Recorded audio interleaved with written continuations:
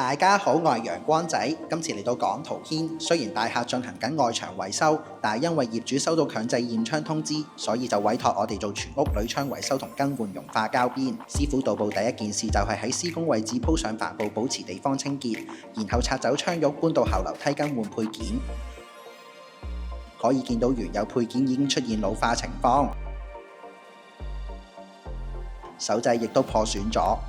今次單位嘅全部鋁窗更加出現溶化膠邊嘅問題。其實一般膠邊使用10至20年都會出現收縮或者變硬嘅老化情況，而出現溶膠邊嘅主要原因就係物料上嘅不同。